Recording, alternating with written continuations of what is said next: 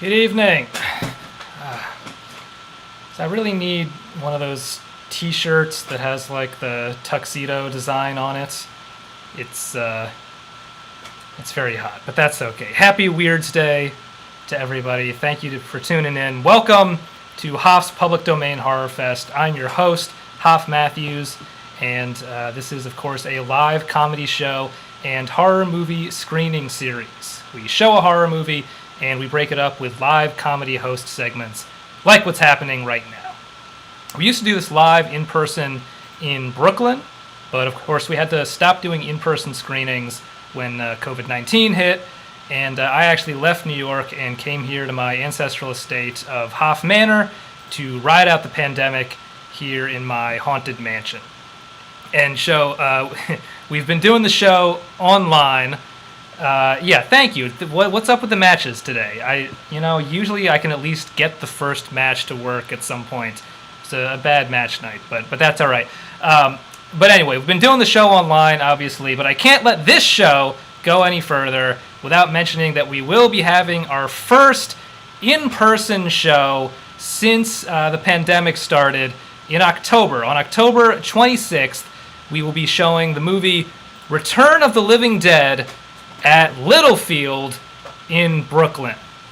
This is, if you're not familiar, it's a great 80s zombie horror comedy, one of the best zombie movies ever made. It is actually the movie that I was thinking about doing next before the pandemic started, and I think it's only gotten more appropriate as a choice since then. And Littlefield, the venue, is incredible. If you're in Brooklyn, you know it's a great place, great space, has had so many great performers and shows up on that stage, and we are really excited to be putting HorrorFest on there. So, tickets for that show are available now. They are $12 at littlefieldnyc.com.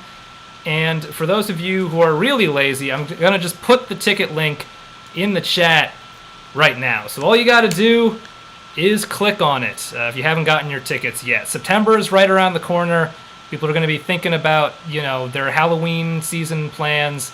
And this is a great spooky season event, so you're going to want to make sure to get your tickets to that as soon as possible.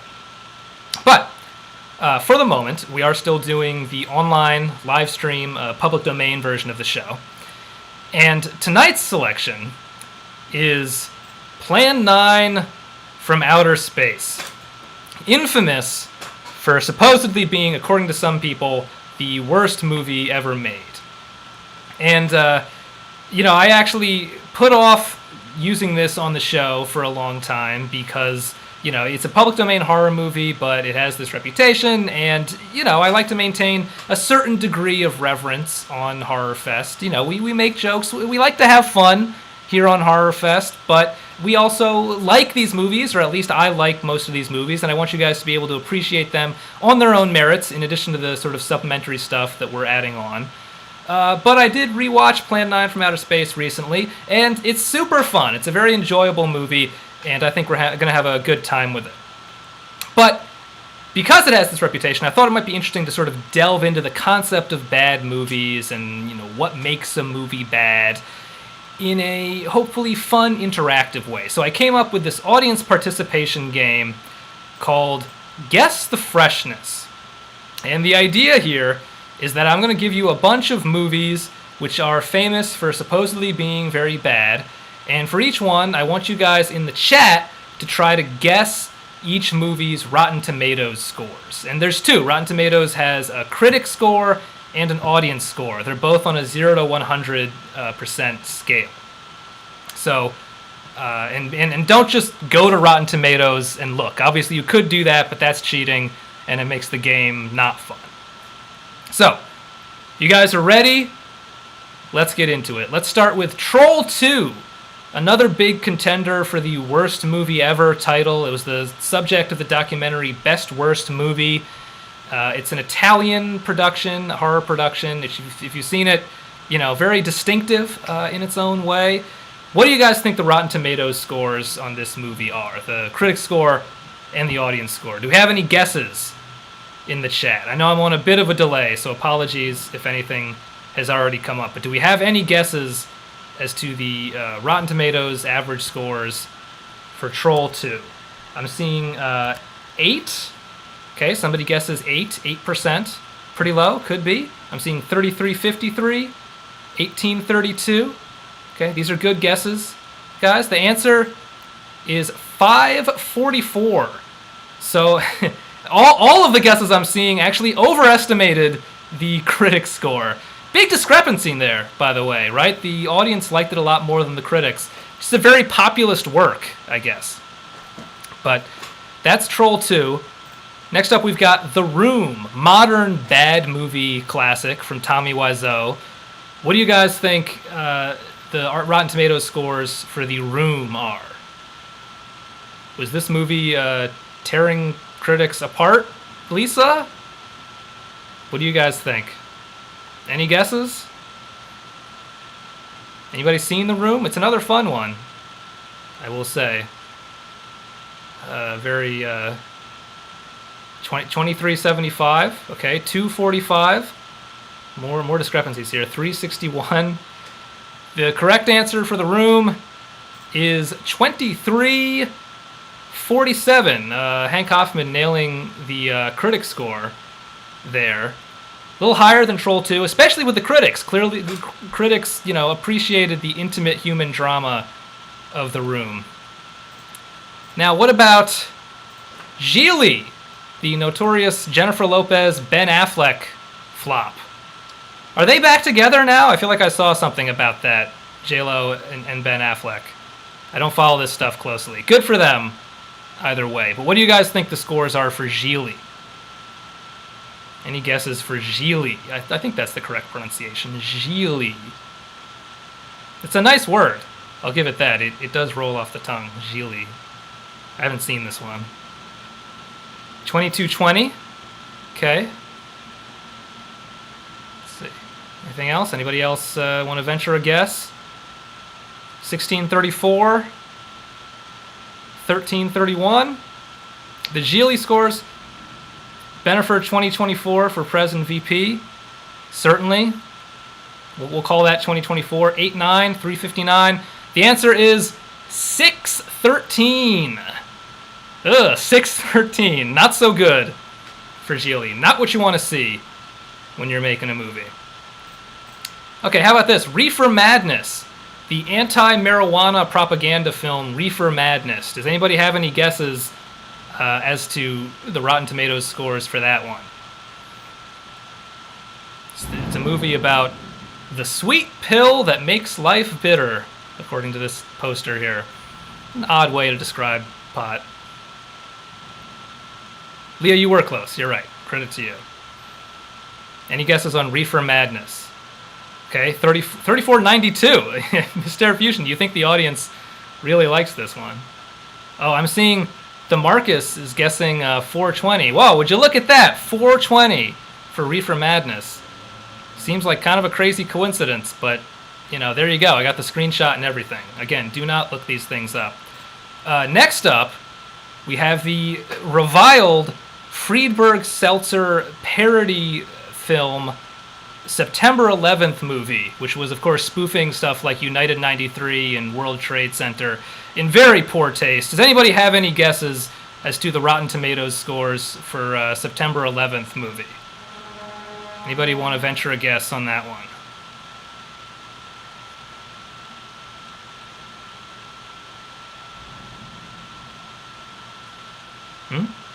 Any takers? Is it real? Look, again, there's no way for you to verify it because you can't look it up because that's the rules of the game. I'm seeing 0.5. Oh, wow. Some of you got that it was 9/11. I told you can't look it up, guys. You can't look this stuff up. That's breaking the rules of the game. Anybody who's doing that is disqualified. Okay, well, look, let's just wrap this up. Let's finally go to tonight's film selection. Plan 9 from Outer Space. Now that you guys have a bit of a baseline as to what Rotten Tomatoes scores look like for supposedly bad movies, what do you think the scores are for Plan 9 from Outer Space? Any guesses?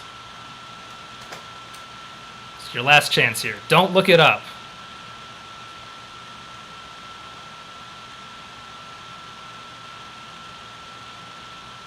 They're all intimidated now. Any guesses on Plan 9? Going once.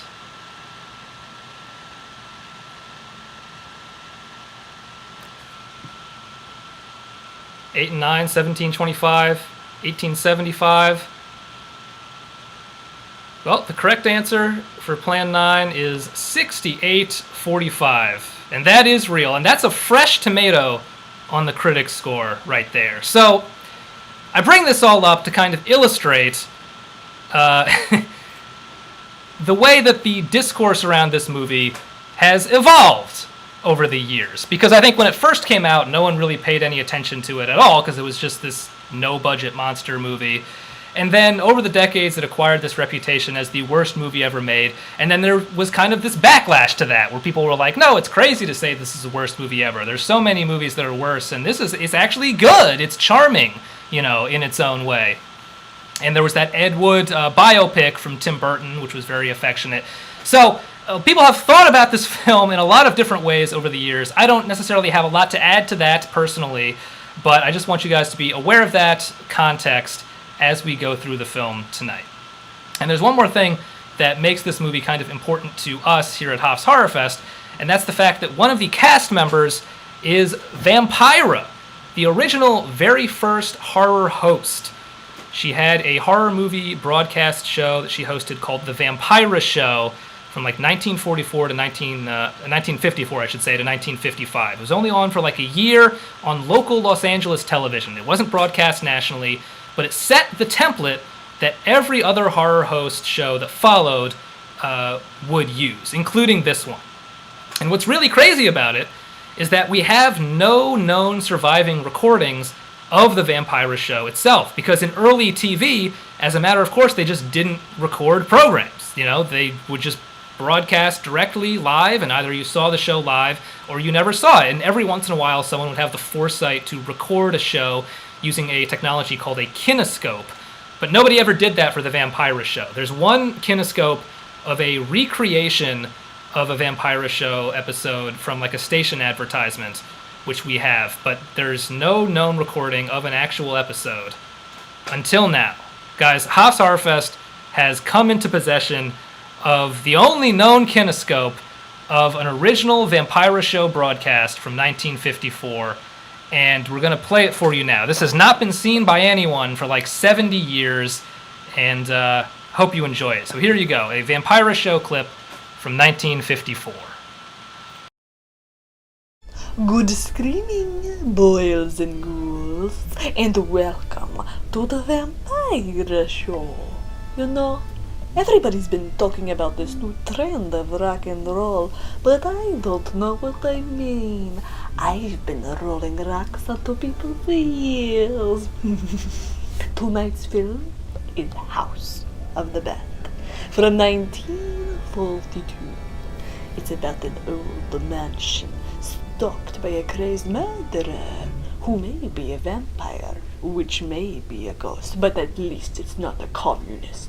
I may be undead, but even I'm terrified of the pink menace of collectivism. Bela Lugosi gives a powerhouse performance, and I'm not talking about good, clean nuclear power. I'm talking about the kind of power that comes from being strapped into a chair after your last meal because you've been selling state secrets to the communists. So settle back and enjoy your evening smoke and make it our sponsors, Templeton Cigarettes, the only cigarette fortified with nicotesia, the nicotine that strengthens your bones, and make sure to smoke the whole pack. Enjoy the film, and remember, keep fighting school desegregation.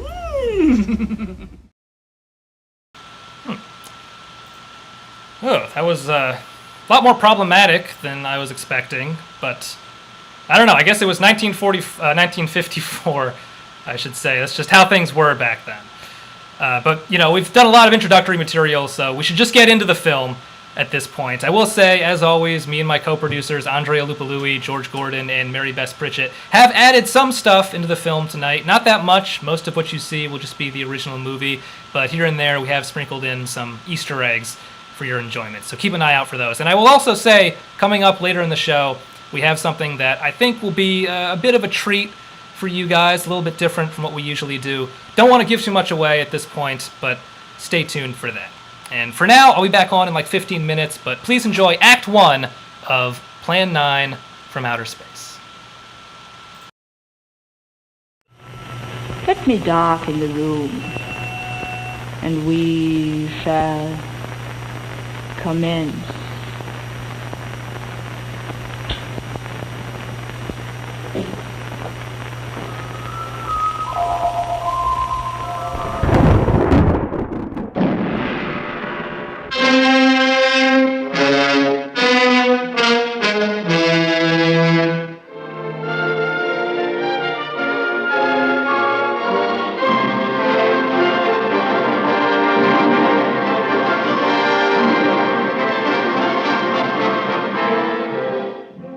Greetings, my friend. We are all interested in the future, for that is where you and I are going to spend the rest of our lives. And remember, my friend, future events such as these will affect you in the future. You are interested in the unknown, the mysterious, the unexplainable. That is why you are here. And now, for the first time, we are bringing to you the full story of what happened on that fateful day. We are giving you all the evidence based only on the secret testimony of the miserable souls who survived this terrifying ordeal. The incidents, the places. My friend, we cannot keep this a secret any longer. Let us punish the guilty. Let us reward the innocent. My friend, can your heart stand the shocking facts about grave robbers from outer space?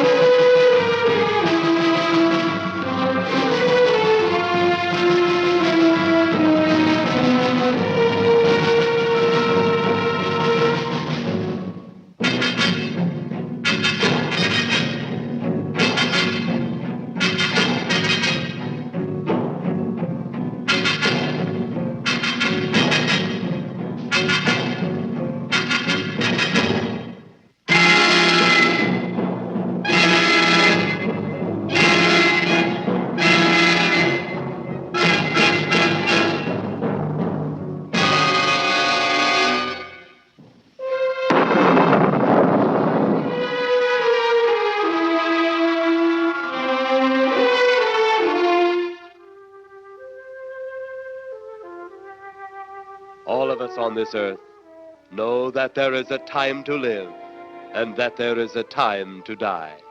Yet death is always a shock to those left behind. It is even more of a shock when death, the proud brother, comes suddenly without warning. Just at sundown, a small group gathered in silent prayer around the newly opened grave of the beloved wife of an elderly man. Sundown of the day, yet also the sundown of the old man's heart.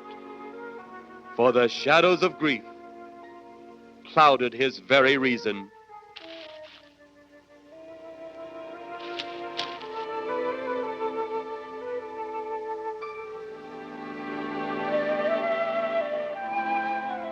The funeral over, the saddened group left the graveside.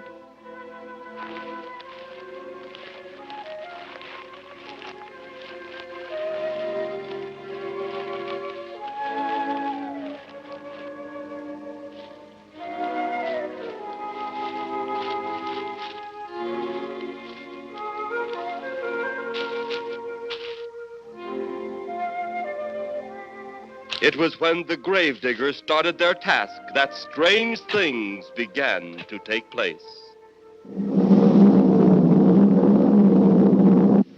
15-4. Yep, right on schedule. There's the old San Fernando Valley out there now. You better radio in for landing instructions, Danny. Right, Jeff. Burbank Tower, this is American Flight 812. Over. Wouldn't surprise me any if he's asleep this time of the morning. American Flight 812, this is Burbank Tower. If I were asleep, you'd never get on the ground. In your case, maybe I ought to leave you up there for good. Over. You got me that time, Mac. This is American Flight 812 requesting...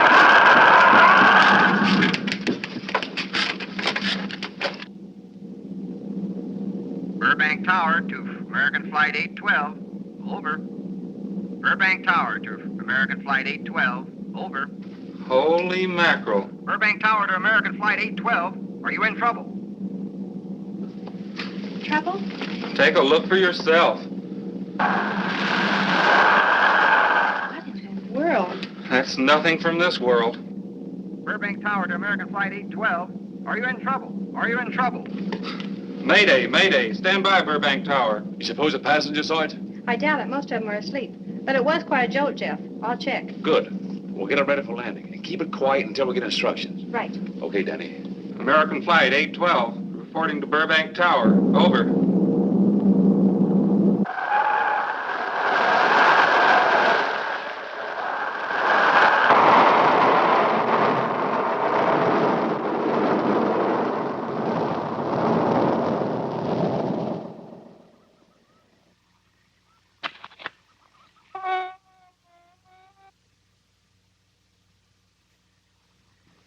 Did you hear anything?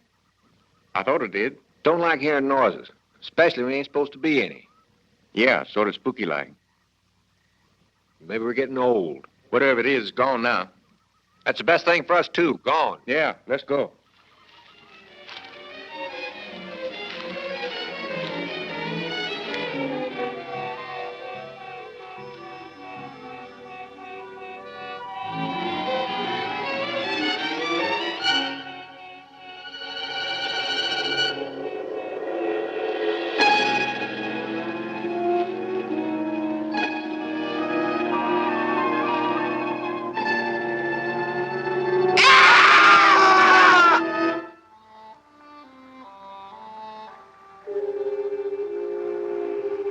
The grief of his wife's death became greater and greater agony.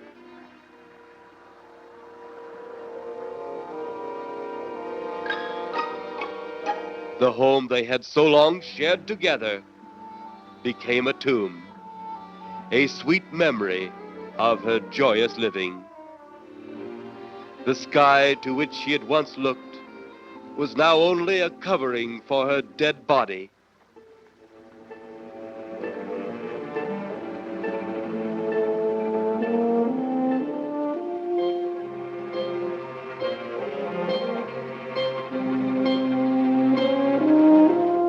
The ever-beautiful flowers she had planted, with her own hands, became nothing more than the lost roses of her cheeks.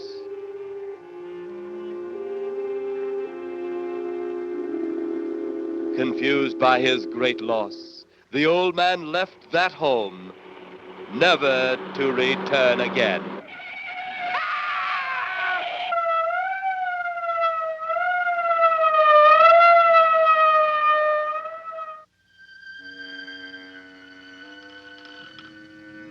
At the funeral of the old man, unknown to his mourners, his dead wife was watching.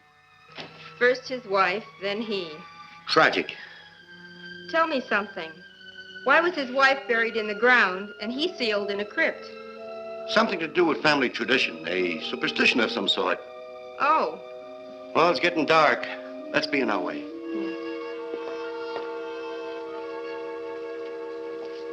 Then, as two of his mourners left his final resting place,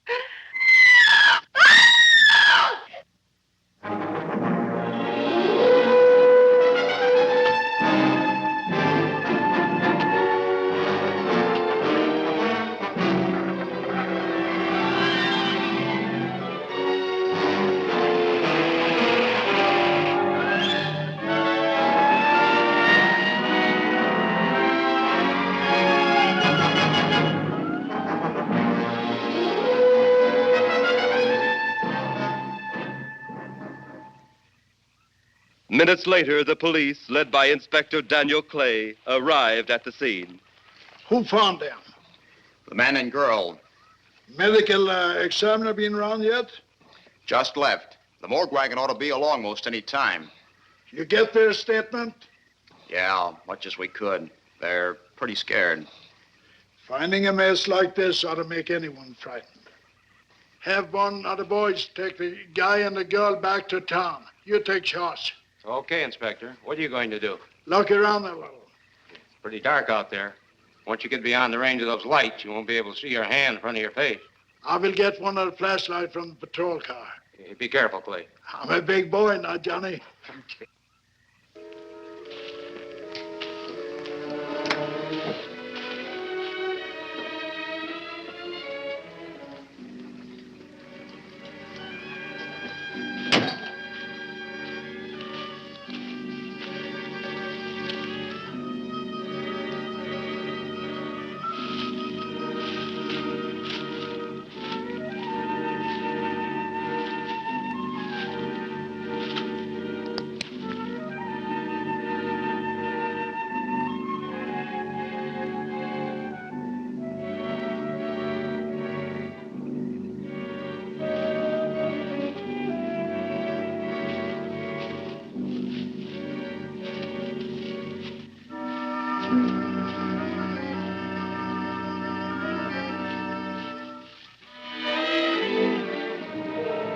Oh, it looks like a bobcat tore into them. Yeah.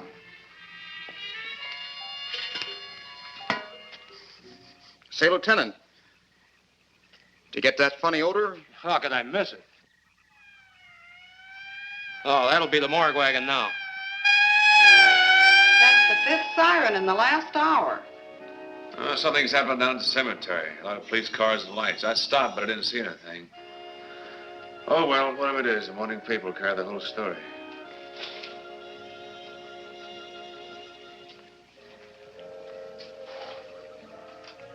You seem to still be up there somewhere. Maybe I am. I don't think I've ever seen you in this mood before. I guess it's because I've never been in this mood before.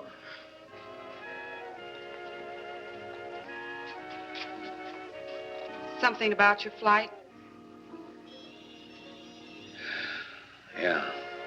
What happened, Jeff?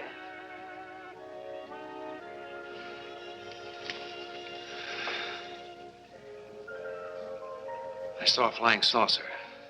Saucer? You mean the kind from up there? Yeah, its counterpart.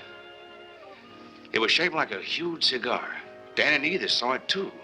And when it passed over, the whole compartment lighted up with a blinding glare. Then there was a tremendous wind that practically knocked us off our course. Well, did you report it? Yeah. I radioed in immediately, and they said, we'll keep it quiet until you land. And as soon as we landed, big Army brass grabbed us and made us swear to secrecy about the whole thing. Oh, it burns me up. These things have been seen for years. They hear. It's a fact. And the public ought to know about it. There must be something more you can do about it. Only there isn't. Oh, but what's the use of making a fuss? But last night I saw a flying object that couldn't have possibly been from this planet. But I can't say a word. I'm muzzled by Army brass. I can't even admit I saw the thing.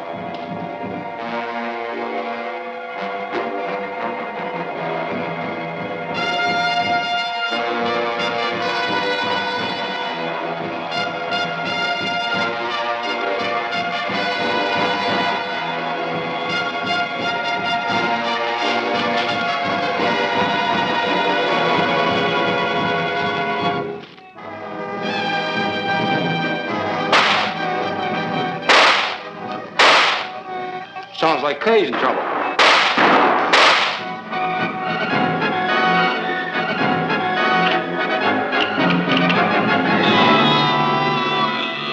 If that apparition we saw had something to do with it, come on.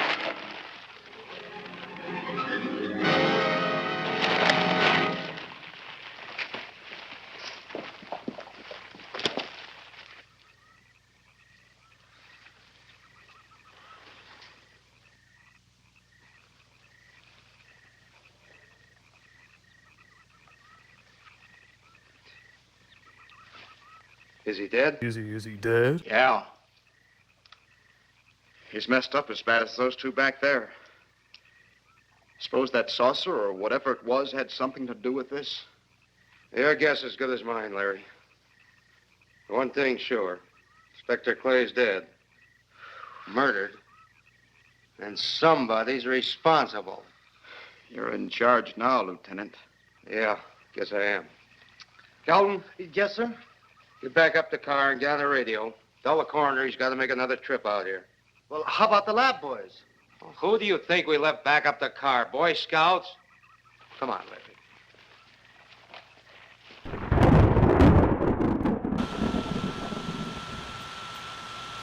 All right. I hope you guys are enjoying the film so far. Now, one thing you may have noticed is the sort of strange, kind of early comic book style narration that this movie uses, talking about the doctor's wife who died and everything. You may have also noticed that the cops, use their gun to like scratch their faces and just sort of gesticulate and stuff. But talking about the narration, it's not really indicative of this era of filmmaking. It's more of a distinctly Woodian choice. And Ed Wood didn't make that many movies after Plan 9. He did a few, but he couldn't really sustain filmmaking as a career, and he turned more towards pulp fiction writing later in his life. But a lot of people don't know that he kind of kept one foot in filmmaking by taking other people's movies and applying his own narration to them, because he thought he could sort of improve them by doing so. And we've come into possession of some clips from Ed Wood's personal library where he kind of indulged in this technique. And we're going to play a few of them for you right now. So this first one is from Ed Wood's version of Night of the Living Dead, a previous Hoff's Public Domain HorrorFest selection. So check it out. Ben's running towards the house. He's got a torch. Oh, the man inside hears him, but he needs to be allowed inside. The zombies are coming. There's a lot of tension developing here, but there's a hesitation. Ben decides to kick the door down and immediately sees him. There's a look in his eyes. He's so upset. He's so upset with him for not letting him in. Probably nothing racial to do with it. They're fortifying the doors and they're preparing themselves.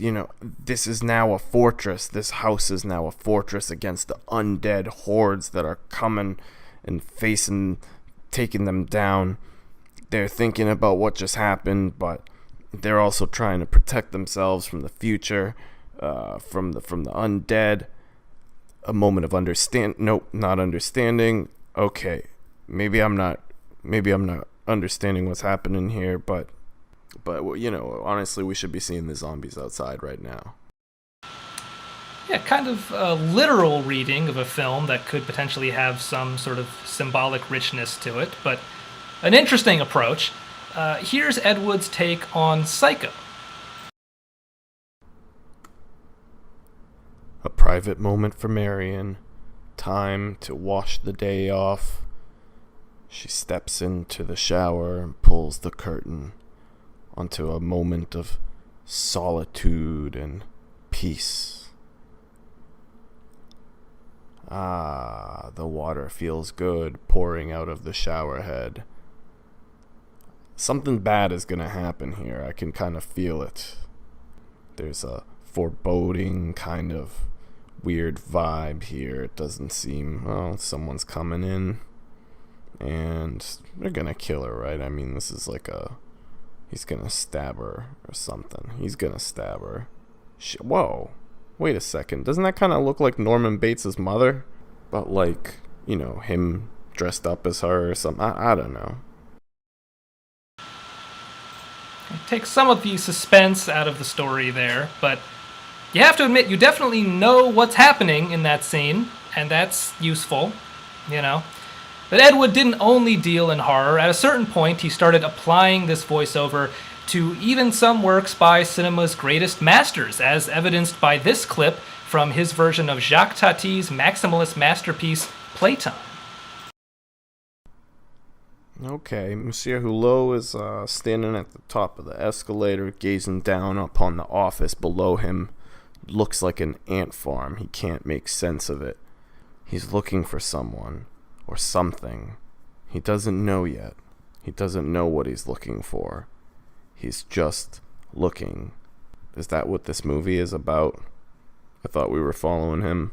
Oh, what has this lady got to do with it? I don't... Am I supposed to be watching these two people, or am I supposed to be watching him? Why is the shot so wide? I can barely even see what's happening right now. So he's sort of missing the point there, obviously. And as you can see, these revisions he was doing eventually turned into just a list of grievances he had with these other filmmakers who were getting the attention he thought he deserved. As you can hear in this clip from his version of Sergei Eisenstein's Battleship Potemkin. What am I looking at? Boats. A bunch of people enjoying them. Am I supposed to care about all of these people? Okay. Suddenly. Why are there so many cuts? This guy has no legs. I'm looking at an umbrella. The guy with no legs is jumping downstairs. People are running. Oh, there's a bunch of soldiers with... Who am I supposed to be watching here? There's no... Okay, this guy's... Oh, he fell. He didn't kneel, he fell. Why is this cutting like this? Okay, that was like a 1 second shot. God, and I don't get to make movies? Always sad to see that sort of bitterness. But, you know, in a way, also inspiring that Ed Wood maintained his dedication to his chosen craft like this. So, let's see some more of Plan 9.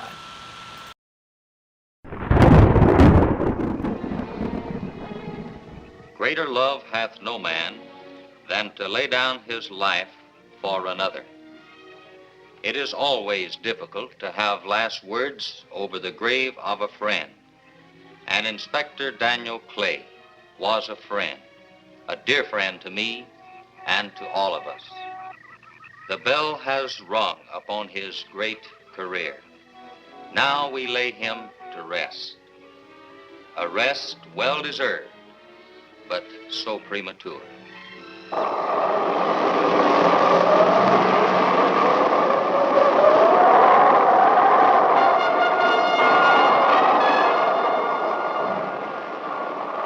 People turning south from the freeway were startled when they saw 3 flying saucers high over Hollywood Boulevard.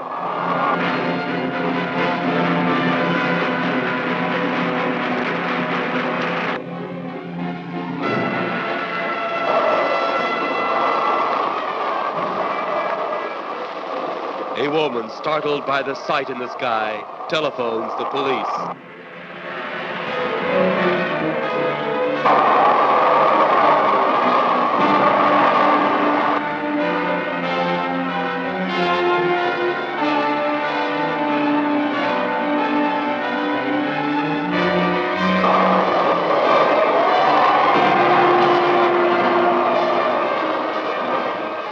There comes a time in each man's life when he can't even believe his own eyes.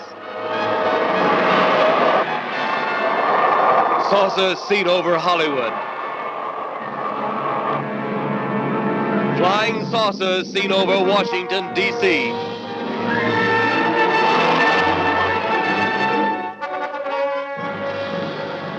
The Army convoy moved into the field.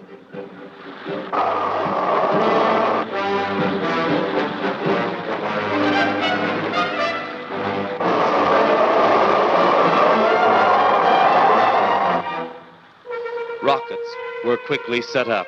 Colonel Tom Edwards, in charge of saucer field activities, was to make the greatest decision of his career.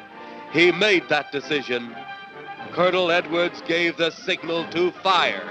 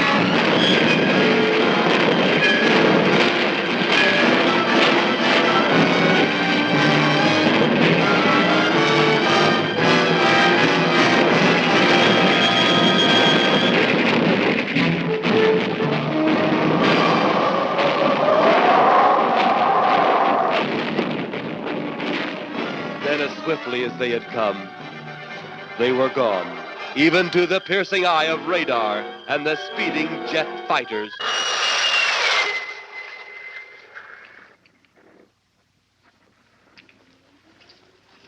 Quite a sight, wasn't it, sir? A sight I'd rather not be seeing. Are you worried about them, sir? Well, they must have a reason for their visits. Visits? Well, that would indicate visitors. The big gun's the usual way of welcoming visitors. We haven't always fired at them. Oh? For a time, we tried to contact them by radio, but no response. Then they attacked a town. A small town, I'll admit, but nevertheless a town of people. People who died. I never heard about that, sir. Well, it was covered up by the higher echelon. Take any fire, any earthquake, any major disaster. Then wonder. Flying saucers, Captain, are still a rumor. Officially. Looks like we beat them off again, sir. What do they want? Where are they from? Where are they going? They, sir? Who? Well, this is a training maneuver, sir. We only did a little practice firing at the clouds. Yeah. I wonder what their next move will be.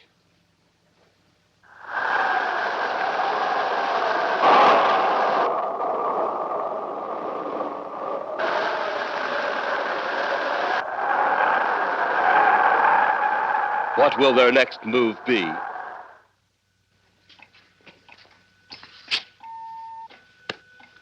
Your space commander has returned from Earth. Send him in.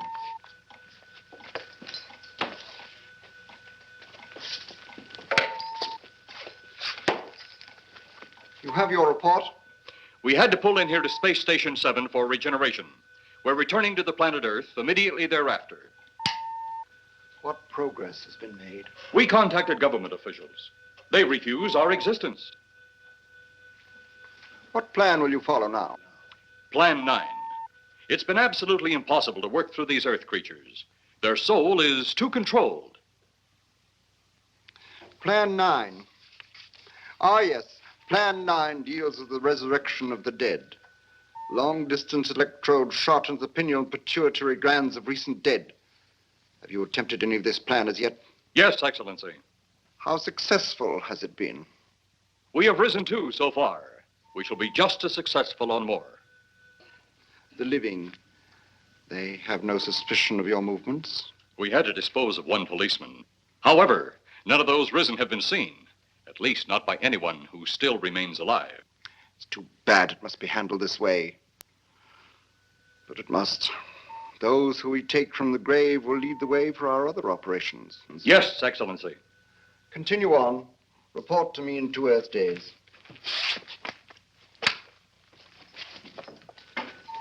I feared His Excellency wouldn't take our report this well. Well, had he been dealing with our own people, his reaction would have been completely different. He understands the difficulties of the Earth race. What do you think will be the next obstacle the Earth people will put in our way? Well, as long as they can think, we'll have our problems. But those whom we're using cannot think.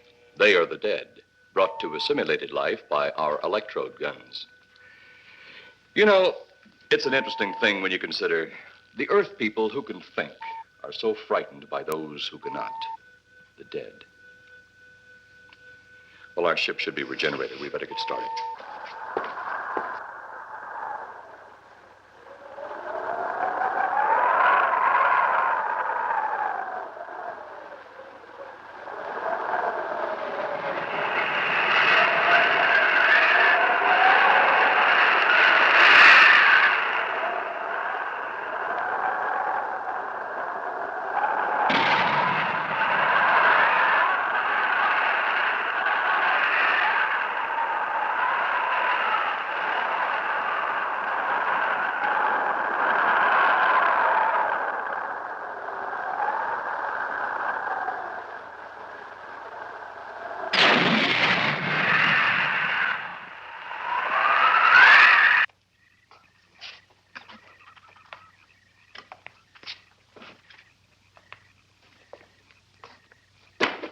I still think you ought to go in town and stay with your mother until I get back.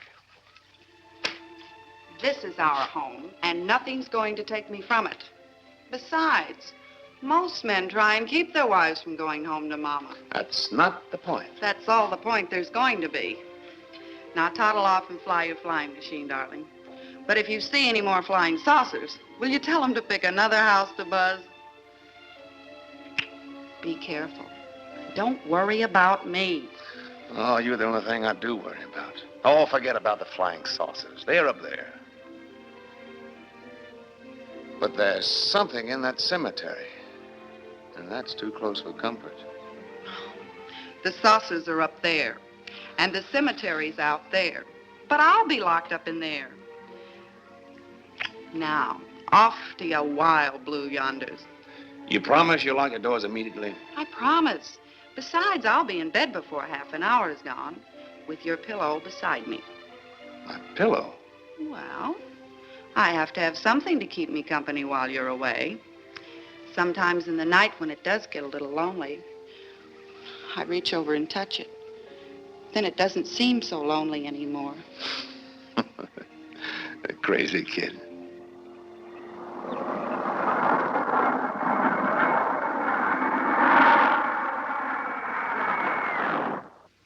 I do love you, darling.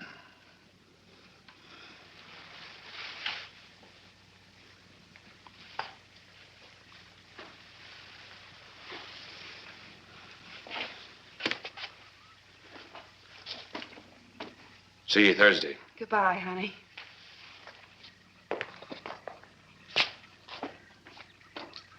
You know I'm not leaving you here until you're locked safely inside. All right, darling.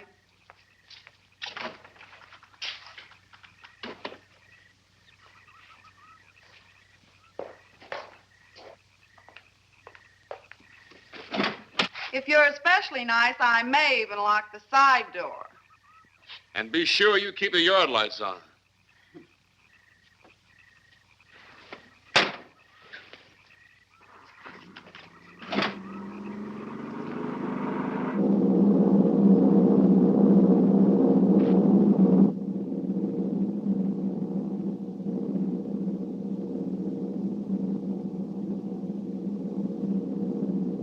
You're mighty silent this trip, Jeff.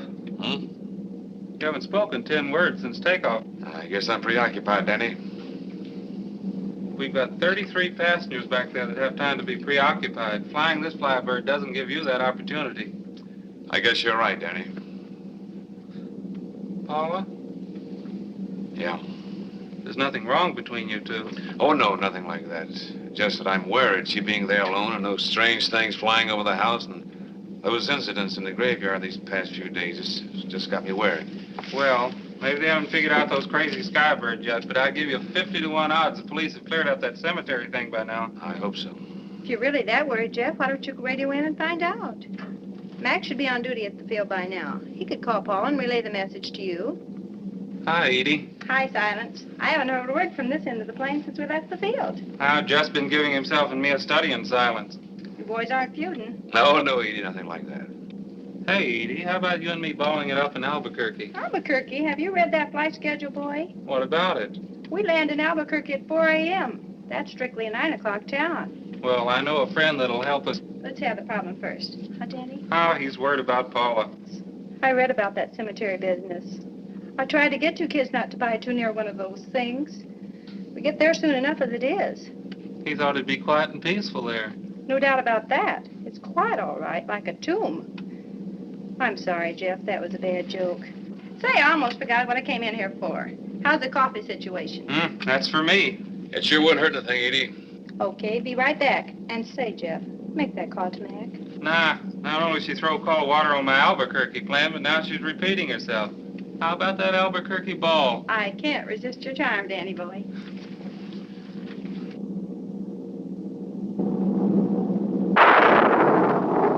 Residents near the cemetery paid little attention to the blast of thunder and the flash of lightning.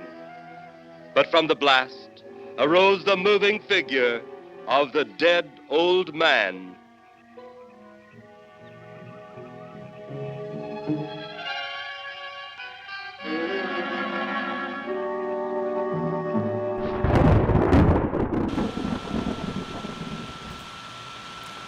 There you go. Some of the footage of Bela Lugosi that Ed Wood shot before that actor's death, which he then built the rest of the movie around. And one of the things that makes this movie, I think, an interesting kind of topical selection right now is that it's about UFOs and alien visitors and alien invasions. And that stuff has, oddly enough, been in the news recently, right? Because the Pentagon has been releasing all of these formerly classified materials relating to UFOs, which has been kind of this sort of B-level news story for the last couple of years. And of course, none of it has been really, conclusive in any way so far. But here at Hoff's HorrorFest, wouldn't you know it, we've actually gotten our hands on a previously classified Department of Defense video. A lot of exclusive content on tonight's show. I know, I hope it's not too overwhelming how many exclusive materials we've gotten a hold of and are showing you. But yeah, we have a video from the Department of Defense which purports to show an interview between a Department of Defense scientist and an actual extraterrestrial visitor.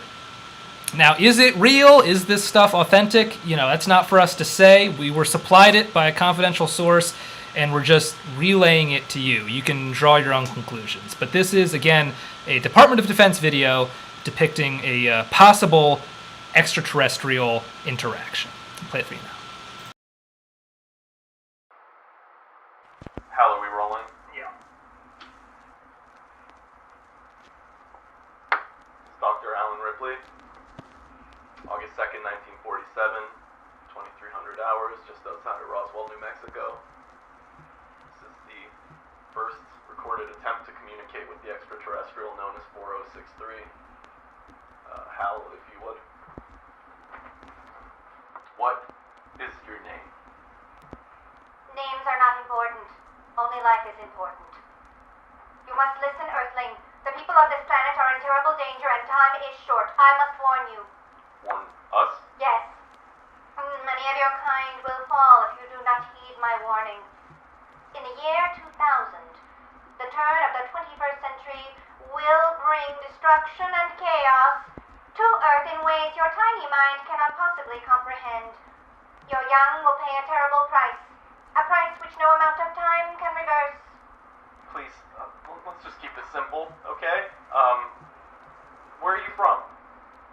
The final frontier is no concern of yours. You forget yourself, human. This is outrageous. Hear me, humans, for I have seen it. In just 53 Earth years' time, the world as you know it will change forever. Humans will adorn themselves with low-rise gens, sports suits of tracking, dresses over pants, and Uggs. They will worship at the feet of boy bands and the parish Ilton until every human declares, I want it that way. Then, sometime after the turn of the millennium, there will come a division so great it will seem to turn the whole of the world upside down. Family units will disavow one another. Alliances will fall. Misinformation, lies, and deceit will spread. The core of the planet will grow dark and cold and bitter.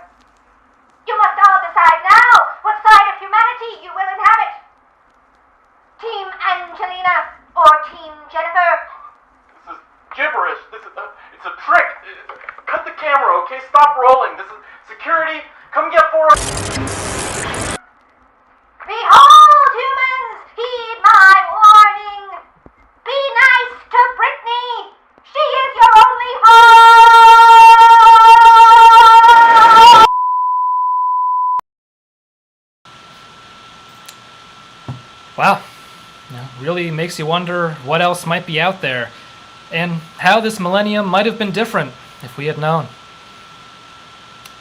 Well, let's watch some more of the movie.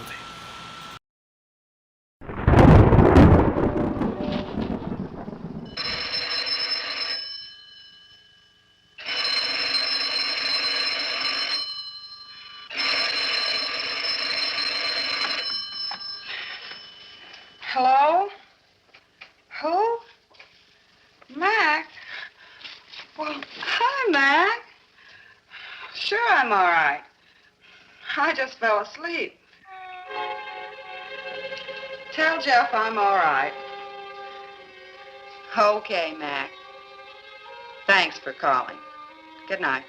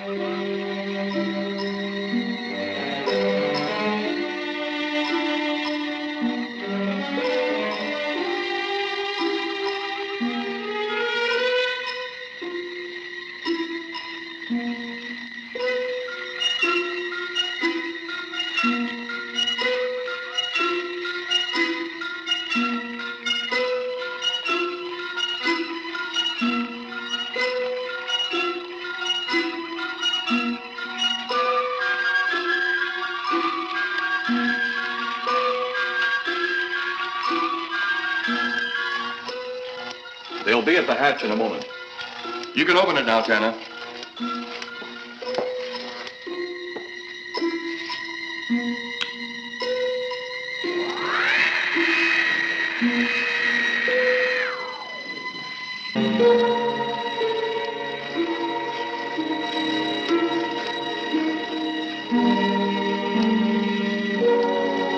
Turn off the electrodes quickly. They can't tell us from anyone else.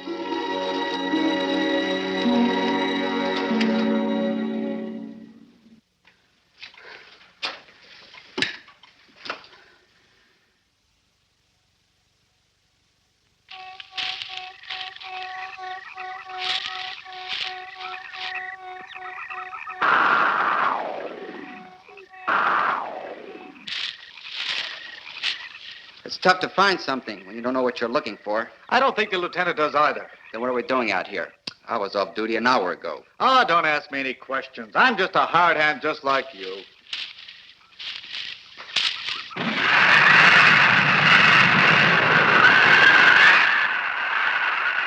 What do you suppose that noise was?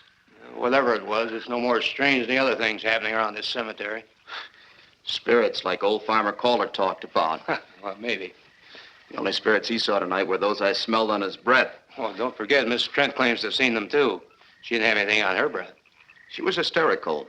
Well, true, she was frightened and in a state of shock. But don't forget that torn nightgown and the scratched feet. Yeah, I hadn't thought of that. Guess that's why you're a detective lieutenant and I'm still a uniformed cop. Sometimes it's only the breaks, Larry. Meantime, let's get... Lieutenant, did you hear that? How could we help it? It sure was strange. Know what it was? No more than you do. If went for orders, I'd get out of here right now. It was a saucer. A flying saucer? What makes you say that? Do you remember the noise we heard the other night? We were knocked to the ground. How could I forget? Exactly. But you're not remembering that sound. There you're wrong, Lieutenant. I'm with the fact the sound is similar, but what about the blinding light? Well, haven't you heard? And many times the saucer hasn't had a glow. Or a light of any kind, for that matter. That proves it. What next, Lieutenant? Oh, Lieutenant, maybe this doesn't mean much, but Jamie and me found a grave that looks like it's been busted into. What? Where? Why? Come on, man, out with it. We haven't got all day to waste. Oh, just over there, beyond the crib. All right, show us the way. Look, here it is, Lieutenant.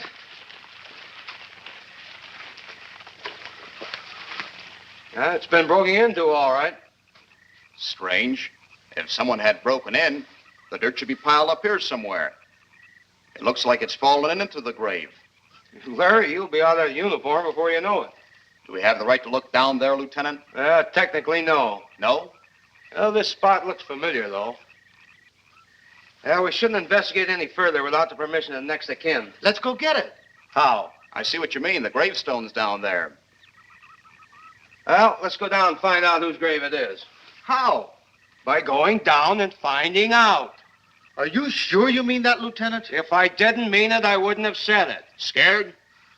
Well, why do I always get hooked up with these spook details? Monsters, graves, bodies. Oh, all right.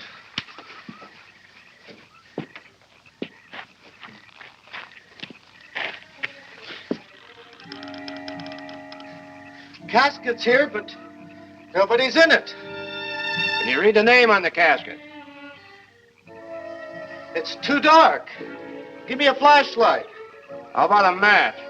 We sure could try it. Let me have them. Okay.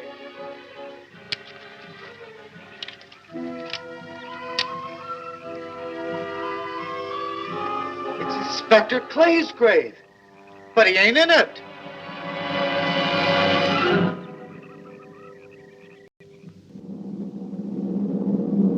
meanwhile at the Pentagon in Washington, D.C.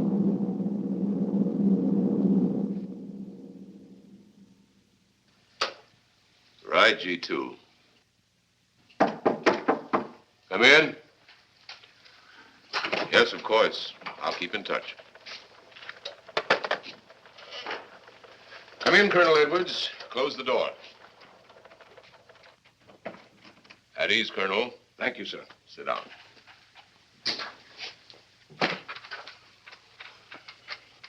I understand, Colonel, you've been on tap for many of our saucer attacks. I'm in charge of field operations, sir. You believe there are such things as flying saucers, Colonel? Yes, sir. You've seen them? Yes, sir. You realize there's a government directive stating that there is no such thing as a flying saucer? Yes, sir. You stand by your statement that you've seen flying saucers? Well, yes, sir. This could mean a court-martial, admitting this against direct orders. General Roberts, may I speak freely? You may. How could I hope to hold down my command if I didn't believe in what I saw and shot at? I like you, Colonel. Thank you, sir. There are flying saucers. There's no doubt they are in our skies. They've been there for some time. What are we going to do about them? Who knows?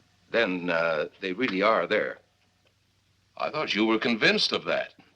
I am. We've had contact with them. Contact? How? Radio. They speak our language? Well, not quite. We've received messages from their spaceships. For a while, it came in as just a lot of jumbled noise. And now, sir? Well, since they first tried contact with us by radio, we've developed a language computer. A machine that breaks down any language to our own. General, what's this all got to do with me? Well, you've been in charge of saucer field activity for a long while. I think it's about time you heard these recordings. Do you mind? Mind? Huh, I'm anxious.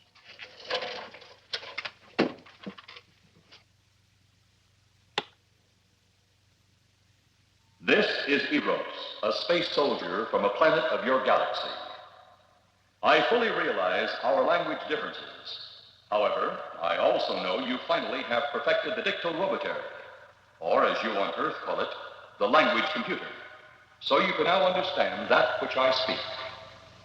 Since the beginning of your time, we have been far beyond your planet. It has taken you centuries to even grasp what we developed eons of your years ago. Do you still believe it impossible we exist? You didn't actually think you were the only inhabited planet in the universe. How can any race be so stupid? Permit me to set your mind at ease. We do not want to conquer your planet, only save it. We could have destroyed it long ago if that had been our aim. Our principal purpose is friendly. I admit we have had to take certain means which you might refer to as criminal. But that is because of your big guns, which have destroyed some of our representatives. I want to leave a message for the humans, Daddy. Not now, dear. If you persist in denying us our landings, then we must only accept that you do not want us on friendly terms.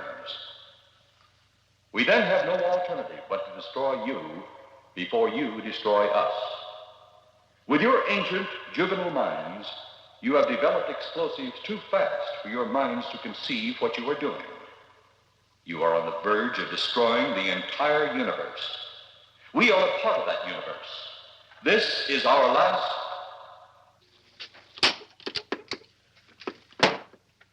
That's the end of that one. Atmospheric conditions in outer space often interfere with transmitting. How many of these recordings do you have, General? An even dozen up to now. This was the last one. We received it over a month ago. Do you think they mean business? We can't afford to take any chances. Come over here. You ever been to Hollywood? Oh, a couple of times, a few years ago. You're going to be there in the morning. Just a few minutes from Hollywood, in the town of San Fernando, reports have come in of saucers flying so low the exhaust knocked people to the ground. There have even been stated claims of saucer landings. Major Carlson will replace you while you're out there. You're the best man for the job of attempting to contact them. Find them, Colonel. See what in hell it is they want. All right, sir.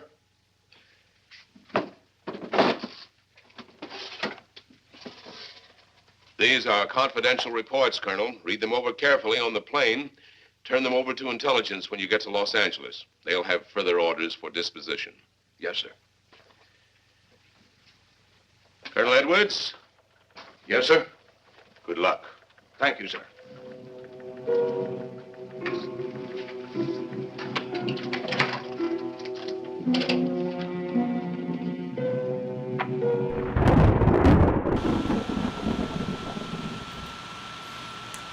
Okay, so I mentioned at the beginning of the show that this is known as like the worst movie of all time, and I don't know if you guys feel like that's been borne out so far. But, you know, people usually mean that in an affectionate way. But there's one group of people that really took serious offense to this movie, and that's actually the LAPD. When this movie came out, LAPD officers, for some reason, felt that it didn't portray them in a flattering light. And, you know, they held protests at the Man's Chinese Theater premiere and all that. And I was really curious to see if that attitude still prevailed today. So I'm going to bring on tonight's live guest. He is the head of movie affairs at the LAPD, Daryl Gates Jr. So just give me a second to bring him up via Zoom here. That always takes a moment, but here we go. Nope. There we go. Mr. Gates, hello. Yeah. You're here, I'm here. Get on with it, Hoff. Okay, well, you know, first of all, thank you for being on the show. So obviously I want to talk about the movie Plan 9 from Outer Space. I understand that a lot of people in the LAPD didn't react favorably to it. And what's the issue? Because to me, it just seems like a fun sci-fi flick, you know? Yeah. It's fun like a hot flaming fart, all right? But hot flaming farts are a lot more fun for the farters than the people taking those farts right in their face. And those people in this movie, that's the LAPD. Their depiction in this film is ridiculous. Well, ridiculous how? You really think that's how the LAPD responds to alien invasion? God help your sullied hipster soul.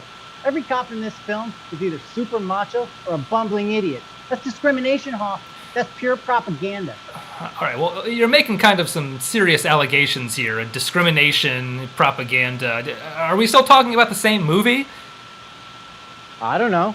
Is the movie called Plan 9 from Outer Fuck the LAPD right in the fucking eyeballs? Any movie that depicts the LAPD as less than perfect is propaganda. Well, first of all, we don't have a 7-second delay on this show, so let's just be civil. And, you know, in regards to being less than perfect, you know, I mean, you're my guest. I don't want to upset you or anything, but nobody's perfect, right?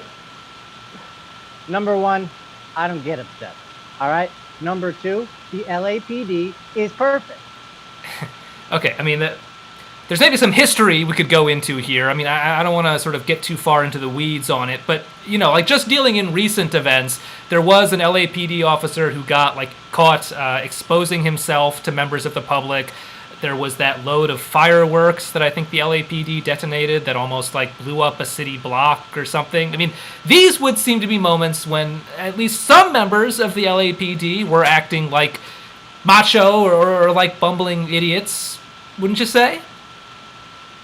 Liberal media. But the liberal media is just like broadcasting, you know, videos of some of these events. There's like video of what happened in some cases.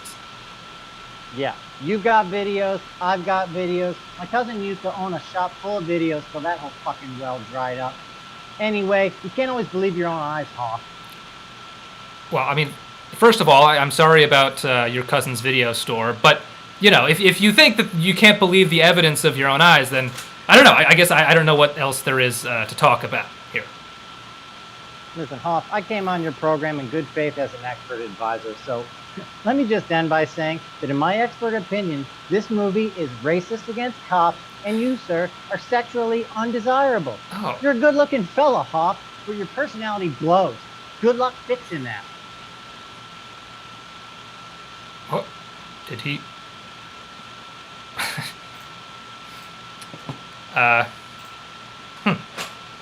He was weird, right? It wasn't just me. He did say I was good looking. I mean, honestly, not the worst guest interaction I've had on this show. So, I don't know. I guess I'll take it. But that does bring us to the treat that I was talking about earlier on in the show. Not that Mr. Gates wasn't a treat, in his own right, but what I want to talk about is the show Mystery Science Theater 3000, which some of you are probably familiar with. It's the show where they riff on bad movies and make jokes while the movie is playing. And, it was kind of an inspiration for this show. And they, fun fact, never did the movie Plan 9 from Outer Space. They did some public domain movies like The Giant Gila Monster and Attack of the Giant Leeches, and I've been avoiding those films for this show because I sort of feel like, if MST3K did them, there's probably not that much more humor to be wrung out of them.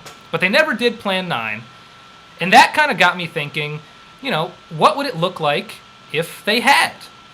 And so, for the next segment of the film tonight, me and my co-producers, George Gordon, Mary Bess Pritchett, and Andrei Alupului, have actually applied the Mystery Science Theater 3000 treatment to this movie. We put ourselves up as silhouettes in front of the film, and we provide a running commentary with a twist. Because Mystery Science Theater 3000 would make fun of the movie, we decided to try to give a positive commentary and say nice things about it. And I think for the most part, we succeeded. This is, again, a little bit different from what we usually do. Whenever I describe this show to people, they're like, oh, you make jokes about the movie while it's on? I'm like, no, it's not really like that. But because everybody asks about it all the time, I was like, maybe we should try that out at least once. So we're doing that for this next part of the film. For the end of the movie, we'll take that treatment back off again, but we're just experimenting with it this one time. I hope you guys enjoy it. So here is Act 4 of Plan 9 from Outer Space, Mystery Science Theater 3000 style.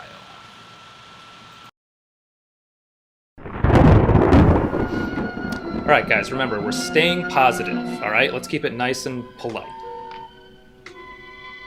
I'm going to get 3 other friends and do that hand maneuver they just did. That was amazing. We'll do it with you. Better. I love how everybody acknowledges the excellency and waits for him to sit down. These aliens are so polite. It was unavoidable. We tried to transmit via televisor, but atmospheric conditions made transmission impossible. You should have transmitted as soon Cool as kinetic sculpture. I thought time was of the essence. Suspicion has fallen upon our movements. Our ships have been viewed near the point of operations. And what has this added time gained, Eros? We have successfully risen 3 of the dead ones. Permit me to see one. Bring in the big one. Use your small electrode gun. Oh, thank God, I left the large electrode gun at home. I have taken 2 ships from your command. But that will leave only my ship. It is necessary that you continue your mission alone. I have need Dad. of your other ships elsewhere. Even though you have Is this like their Iraq War? Yeah, it's actually, a very perceptive institutional critique, too. Middle management always being asked to do more with less. Before more time, energy, ships, and your countrymen may be spent on it. We will not fail. Everything is on our side. Not everything. You do not have the live Earth people. His Excellency's delivery is so biting. I bet he did Shakespeare in Space College. Ship was viewed at the scene of your present operations. That is correct. They have been viewed many times, but not at the scene of operations. Something must be done about that. Here's Johnny. Ooh, these drums. Ooh, scary. Turn off your electrode gun. No! My large one or my small one? Just kidding. This is classic Chekhov's electrode gun. You introduce it in the first act, has to jam.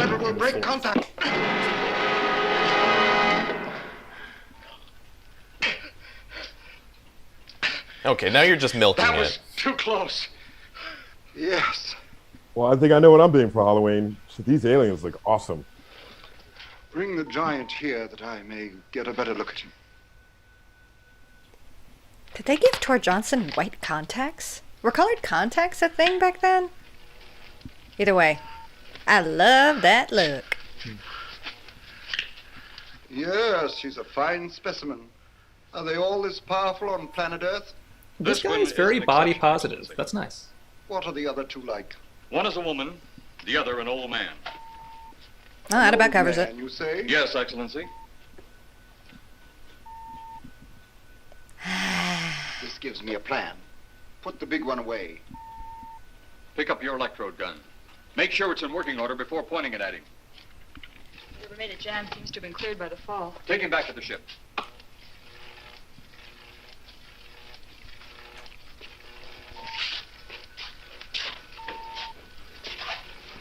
No, that was close. He almost didn't make it out. The old one must be sacrificed. Re-land on Earth.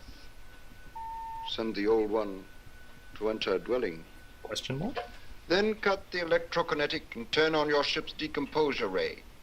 The result will astound those watching. Astound them enough to delay their intention until you have gained your other recruits from the cemetery. Yes, Excellency. Sounds simple. It'll be done. You get him, Talk to me Arrows. when this has been accomplished.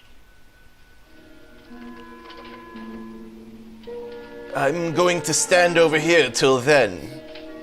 Eros, the Earth people are getting closer to that which we fear.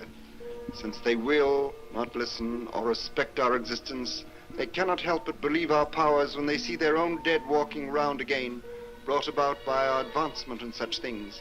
As soon as you have enough of the dead recruits, march them on the capitals of the Earth. Let nothing stand in your way. Their own dead will be used to make them accept our existence. And March on the believe in capital. That's prescient, you know. What did they know?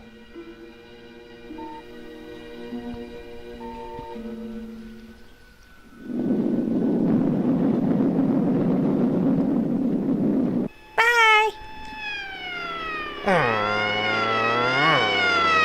This is the original Fast 9. I love it. We've got reckless drivers behind the wheel on Earth and reckless drivers in space. Beep beep. Zap zap.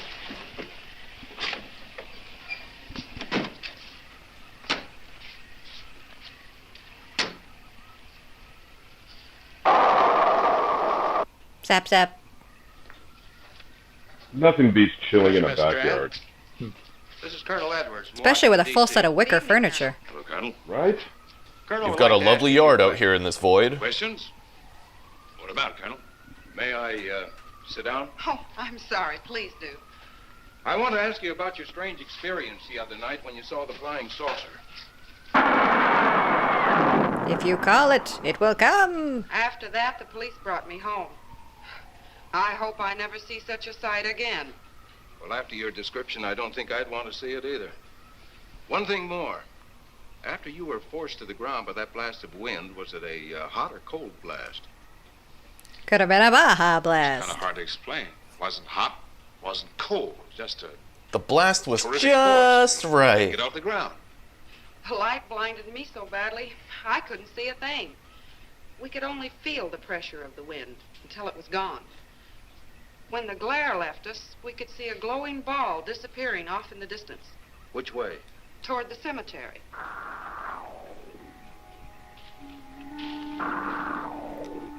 More like Bela Lugosi.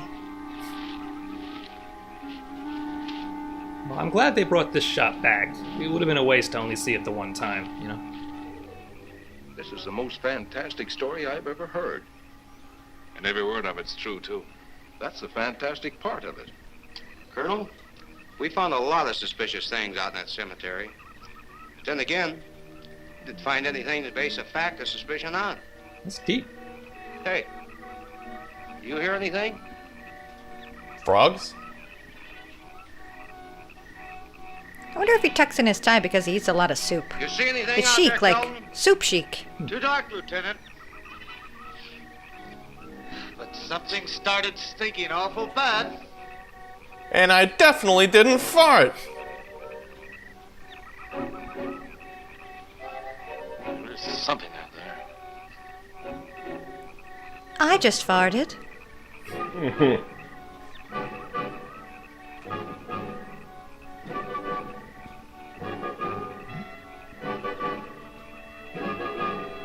Now, I like how these scenes take place in a featureless void. It's very striking, like a Magritte painting. Ceci n'est pas un set. Did you guys know that's actually a stand-in, not Bela Lugosi, because he died before the movie was finished? I think I knew that. Well, it's very clever, right? Wow, this is Hitchcockian. Music is so good. Did you see how he sent that chair flying? That's a trained stage actor right there.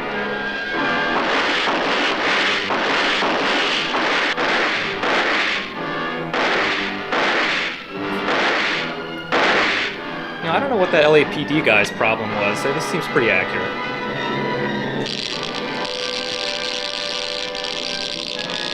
Talk about Sunset Boulevard.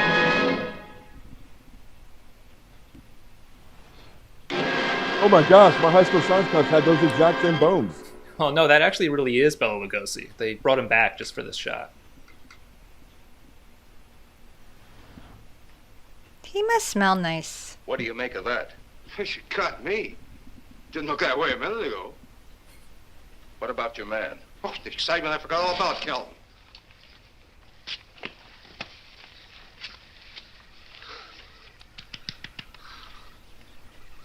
He'll be all right in a few minutes.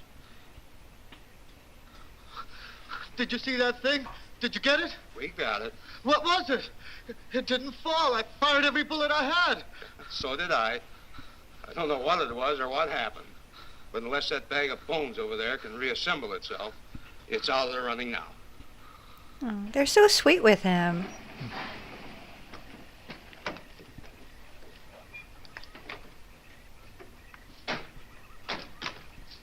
Colonel, I've been out here so often, you think I've taken a lease on this place. Not a long lease, I hope. I see what you mean. Zing! No, I can't help but feel the answers out here somewhere.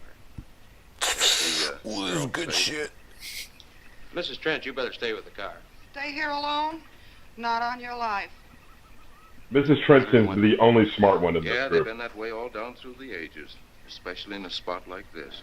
Calvin. Yes, sir. Stay with They've me. been brave and resourceful. All right. You bet your butt, mister. Now, you stay close to the officer, honey. I'd feel safer with you.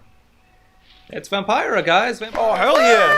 Vampira! Now, the lieutenant knows Let's best. go. Well, I don't like it, but I guess there isn't much I can do about it.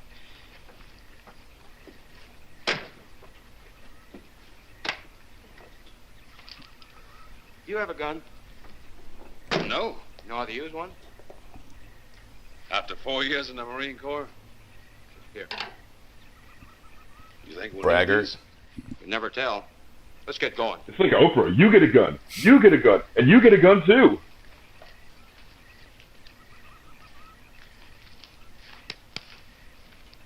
By the way, are we sure that's not Joe Latrulio? I'm not. 9-9. Would expect to find out here. Well, there's only one answer to that, Mr. Trent. We'll know when we find it. Inspector Clay's grave's right over here. Is that the one you told me was broken into? Yes.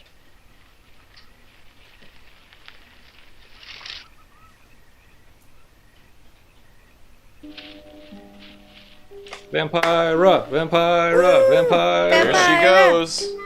She's so sneaky. This it? Yeah. Looks to me like someone had broken out instead of in. I figured that, but that's impossible. Look, Colonel, some things just can't happen. Yeah, well, after that apparition that was draped across Mr. Trent's patio, I would say we should keep our minds open to anything. Look, Colonel, I'm a policeman. I've got to deal in facts. I mean, he's right. I mean, if there's anybody known for dealing in I facts, guess it's I'll the have to go along police. with you. No, I'll bet my badge right now. We haven't seen the last of those weirdies. Weirdies. I'm gonna start calling people that. They'll discover our ship soon. You going to let them find us? It's the only way. These are the same men who have been so close so often. They must be halted before they can inform others about us. But there were others in the car. They'll be taken too. Yeah, we'll be taking those Send guys Big too. Luke for the girl and the policeman. I'll turn on the dictorobatary so we may converse with him.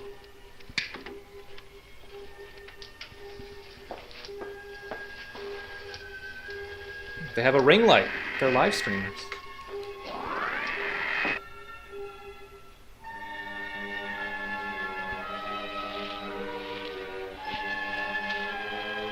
Do you think he just wants a hug?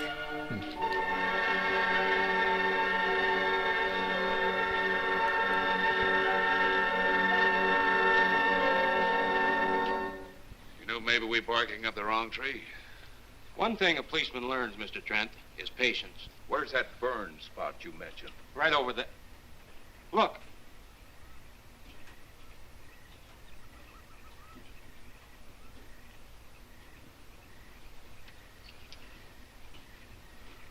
We'll investigate, but move carefully.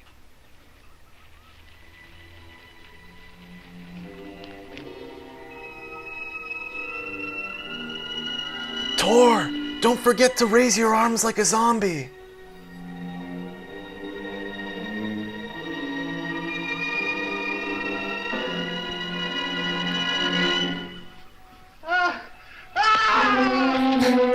Well, see, it's nice that they didn't indulge in the violence there. You know, it's a very tasteful decision.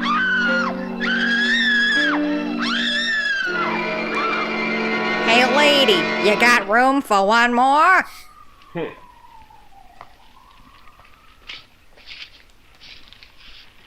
Cool A ladder. moment or two more, and you will be the first live Earth people ever to enter a celestial ship.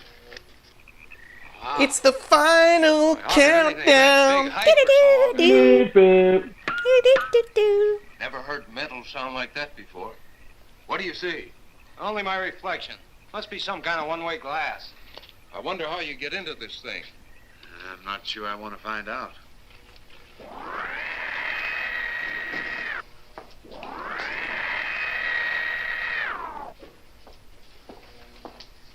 Gotta oil that door. They're just outside.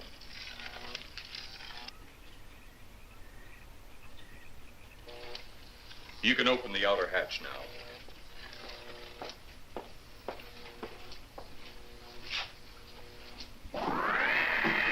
Just a little WD-40.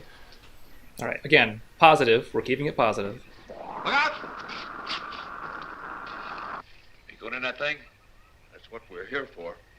I don't know. The way these things speed around, we might just get in there and off it goes. That's a chance we take. Well, I took a chance on those earlier airplanes. Might just as well see what the inside of one of these looks like. Got your guns ready? I tell you one Yeah, thing, we're pointing them at each other. out of me, I'm shooting first and asking questions later. All right, great job, guys. Very upbeat, positive vibes. Thank you. All right, hope you all enjoyed that little change of pace. I hope you didn't find it, too distracting or disrespectful or whatever. But if you did, what's done is done, and it's over now. But again, hope you enjoyed it. But this brings us now, of course, to the Horror Host Highlight Reel. That's what it's time for. And if you're not familiar with this, the idea here is that all the movies we do on this version of the show, thank you, KSB, all the movies we do on this version of the show are on the older side, they're in the public domain, so a lot of people have hosted screenings of them before we came along. So rather than pretending we're doing some unique thing here that's never been done before, we like to pay tribute to the tradition we're a part of, which Vampira started, by putting together a montage of other horror hosts hosting the film of the night. And I think this is actually kind of a particularly revealing horror host highlight reel in terms of what it kind of shows you about how much people in the horror community appreciate and are even kind of protective of Plan 9, how much they maybe identify with Ed Wood in a way. I should say we and not they, I guess. And also, I think, especially in the beginning here, I tried to give a sense of how much I think people have leaned on the horror host format during the pandemic, especially since it really lends itself to this live streaming medium, which is already kind of ascendant in our culture. So, without further ado, here is your horror host highlight reel for Plan 9 from Outer Space. Good evening, me hearties. I certainly hope I didn't interrupt your watching the news. Let me fill you in. Let's see, news. Still no stimulus check. COVID, lockdowns, face masks.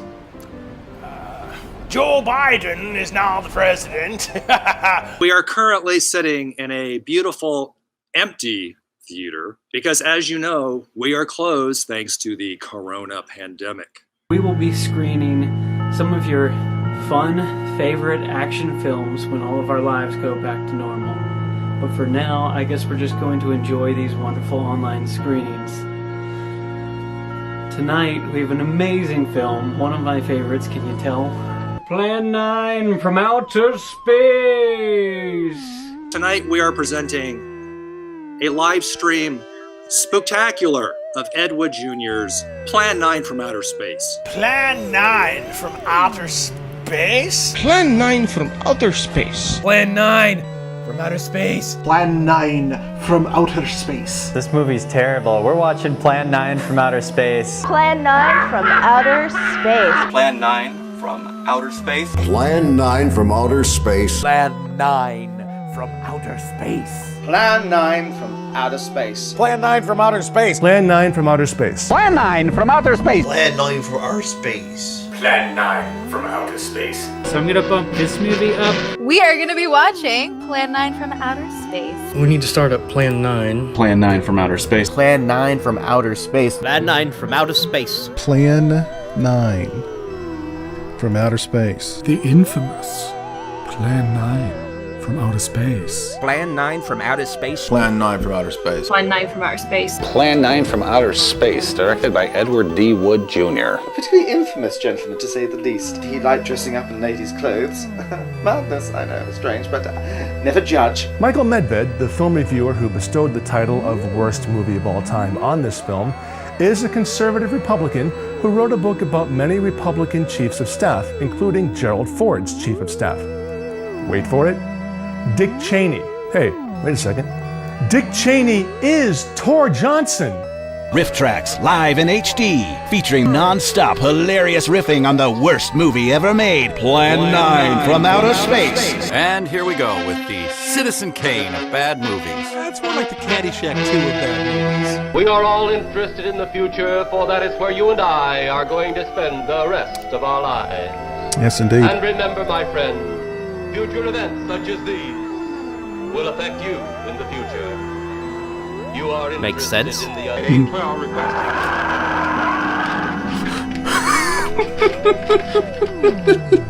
Really selling the fact that this is an airplane. I really believe it. Medical examiner been around yet? What? Don't aim a gun at your own shoulder, you shit. Or your friends. Please Stop. stop. What are you doing? Why is he holding it like that? Over the last 25 years or so, Plan 9 has gained the reputation of being the worst film ever made.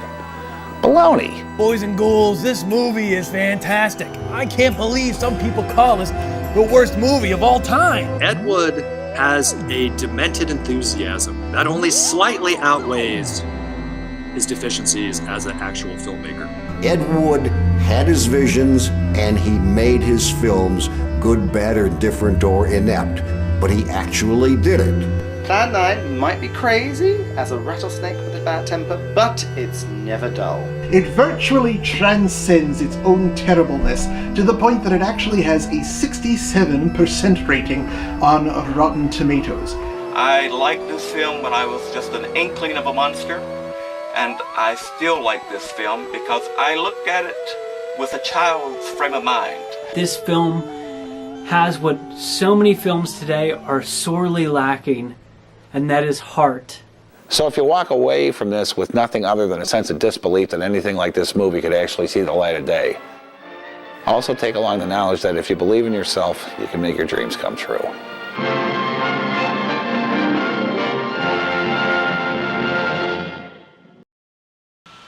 There you go. And now, the thrilling conclusion of Plan 9 from Outer Space.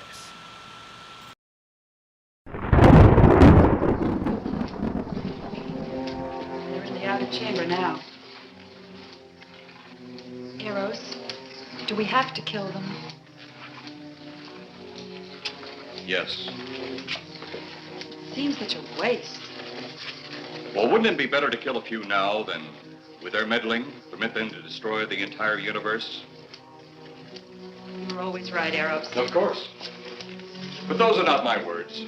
Those are the words of the ruler.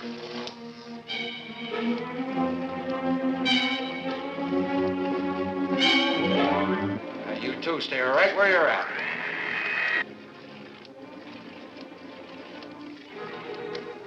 We will do as you command. For the moment.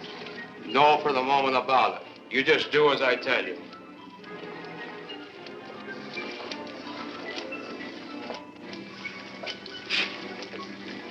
You do not need guns. Maybe we think we do. They would be of no use to you now. They've been mighty useful before on flesh and blood. And you two look like you've got a lot of both. True, they would be effective upon us. If you were to have the opportunity to use them. Mister, if you don't get away from that control board, I'll show you just how effective they can be. Shall we talk now or wait? Your friends will be here shortly. What friends? Those you left at the vehicle. If you've done anything to Paula... Take it easy, Mr. Trent. Oh, I assure you no harm has come to her. Would you like to see? Next time you try that, I won't aim at the board. You're a headstrong young man. I was only going to turn on the televisor so you could see her movements. Go ahead, my friend, but move very carefully.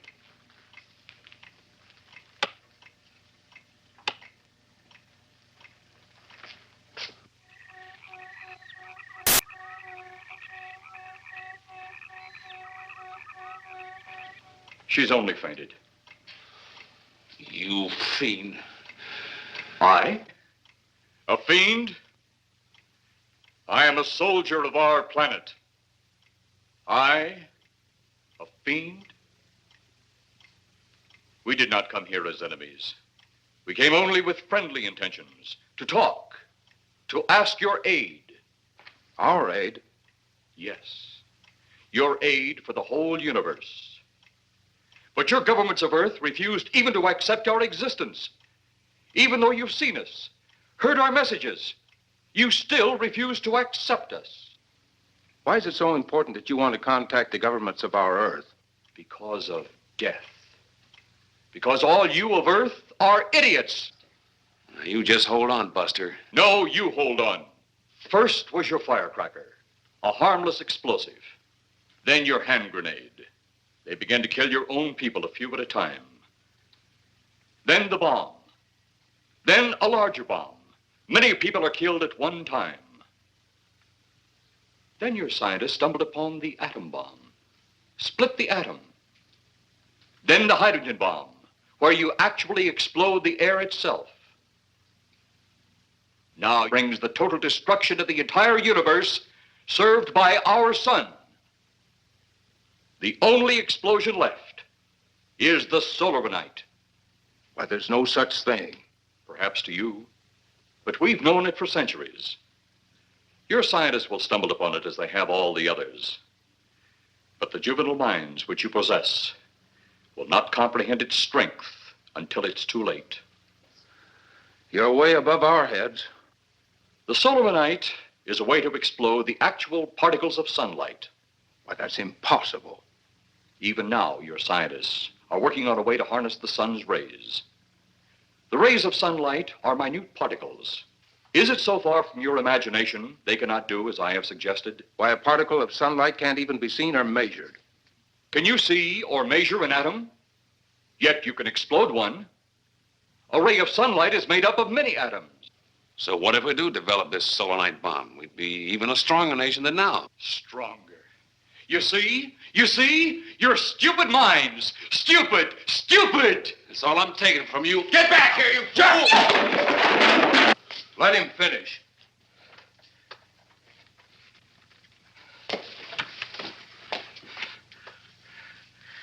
It's because of men like you that all must be destroyed. Headstrong, violent, no use of the mind God gave you. You talk of God? You also think it impossible that we too might think of God? You, who wear the uniform of your country. You see, I wear the uniform of my country. Yes, we've had to use drastic means to get to you, but you left us no alternative. When you have the soul of a night, you have nothing. Nor does the universe. You speak of solar night, but just what is it? Take a can of your gasoline. Say, this can of gasoline is the sun. Now, you spread a thin line of it to a ball, representing the earth.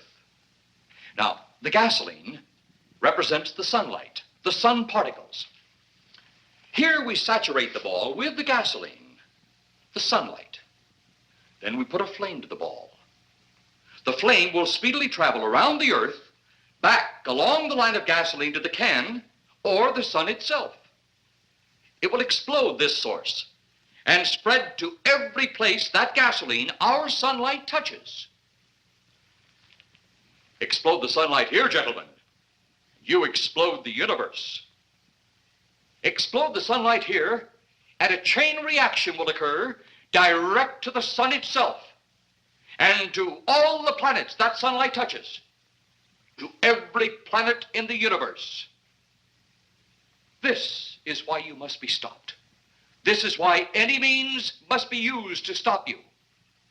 In a friendly manner, or as it seems, you want it. He's mad. Mad? Is it mad that you destroy other people to save yourselves? You have done this. Is it mad that one country must destroy another to save themselves? You have also done this. How then is it mad that one planet must destroy another who threatens the very existence? That's enough! In my land, women are for advancing the race, not for fighting man's battle. Life is not so expansive on my planet. We don't cling to it like you do. Our entire aim is for the development of our planet.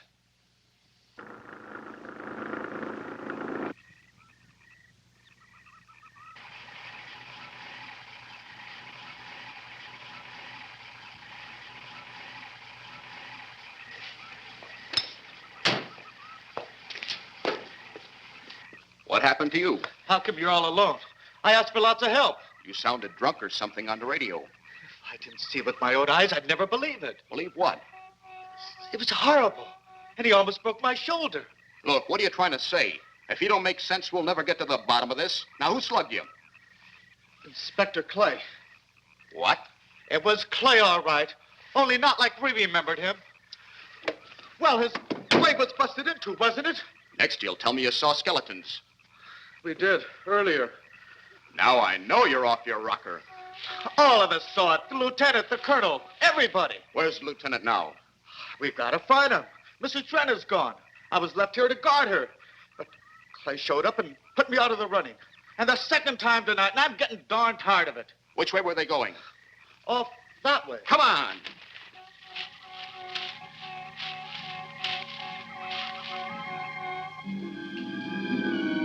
Then one day it could all be gone.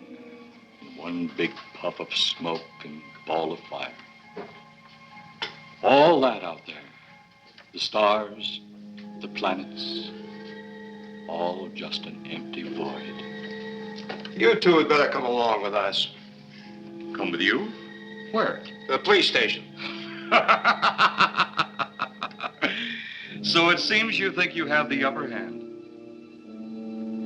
Look out that window.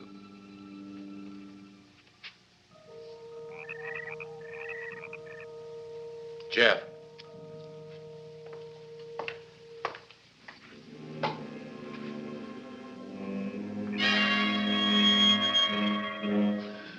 She is unarmed. But he would kill in seconds if I so choose.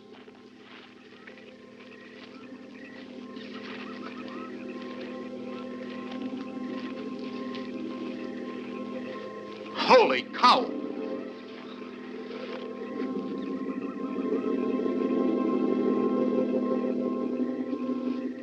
Look there. It's Clay, all right. There's no mistaking that. And he's got Mrs. Trent. Get your gun ready. From all I've seen tonight, guns won't do any good. Clay is dead, and we buried him. How are we going to kill somebody that's already dead? Dead! And yet there he stands. That other one earlier, I emptied a full clip into. I'm seeing it. That's the only reason I'm listening to you. Look, I've got an idea. Hurt him or not, we've got to try something. I'm going to sneak up behind him and whop him over the head. That ought to make a move. Follow me.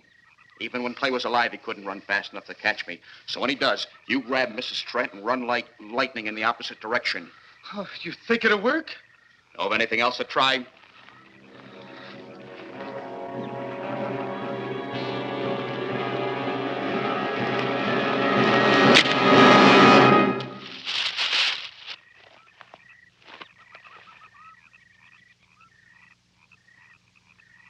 Oh, I'll be all right. Take care of the others. Your men have felled the big one. This could only happen because the electrode ray is off. He'll walk again when I turn it on. Hold it. Right there. Suppose the lieutenant and the others are in that thing. Well, supposing they're Martians or something in there.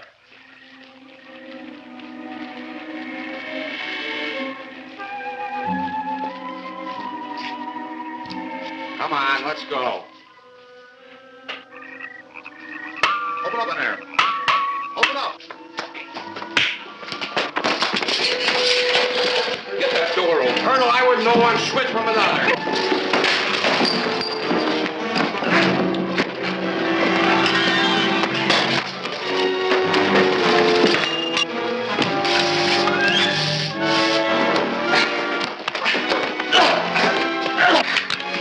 Hold on to him, Eros. I'll have the ship in the air in a minute.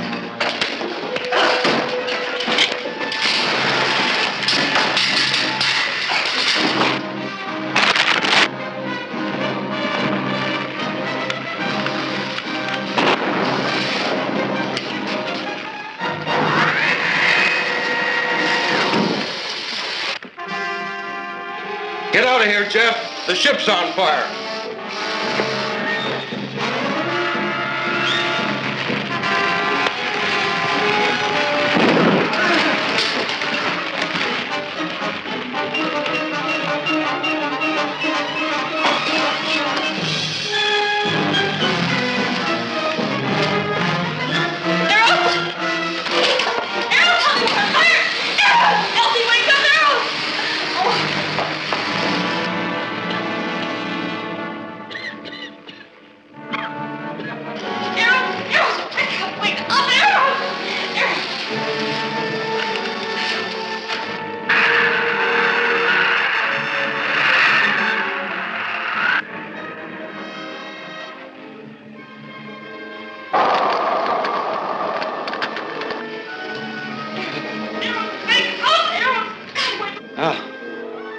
That's the last we'll see of them.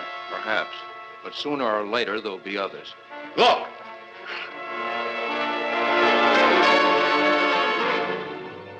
Have they caught that woman? That thing yet? Hey, that's right.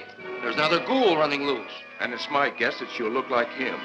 With the ship and the ray gun gone, they have no control. We gotta hand it to them, though. They're far ahead of us.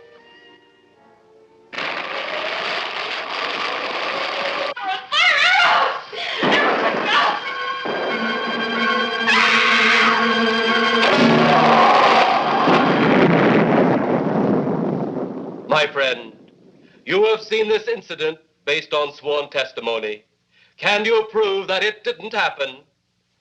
Perhaps on your way home, someone will pass you in the dark, and you will never know it, for they will be from outer space. Many scientists believe that another world is watching us this moment. We once laughed at the horseless carriage, the airplane, the telephone, the electric light, vitamins, radio, and even television. And now some of us laugh at outer space.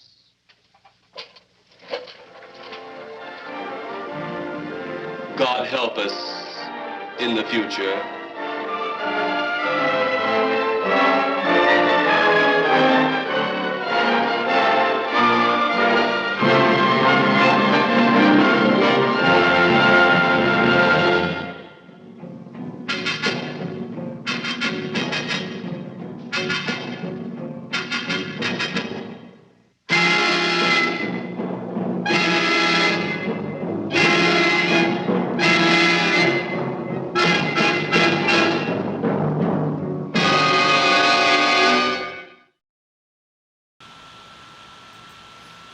There you go. Plan 9 from Outer Space. That filmed in Hollywood, USA title card has to be one of the most poignant moments in the history of film. Ed Wood loved Hollywood, and it would never love him back, but he loved it all the same. Hope you guys enjoyed the movie, and I hope you enjoyed the show. I mostly subdued the frame rate problems from last month. Apologies for any remaining technical issues. I didn't want to mention it at the beginning. I sometimes seem distracted when I'm hosting. It's because I have like one eye on the OBS frame rate dipping. It's like, why? What's the problem? It didn't do this in the run through. What do you want from me? But again, I hope it wasn't too much of an issue. Anyway, we will be back not next month, in just a little bit more than a month, on October 6th. Because I wanted to do a live stream show in October for the Halloween season, but we've also got the in-person show later in October, and I didn't want to do a September show and then 2 October shows. It just seemed like too much. So we're doing the next one on October 6th, and it will probably be the final Hoff's Public Domain HorrorFest show. We'll have the in-person show later. Maybe we'll figure out some other approach for the live stream version. I don't know. But we're running out of public domain movies. And the pandemic is ending, maybe? I don't know, but maybe it is. So it seems like this is probably about the time to call this version of the show. So the last one will be on October 6th with City of the Dead from 1960. I know we've been doing a lot of goofy stuff recently with Plan 9 and Creature from the Haunted Sea and all that.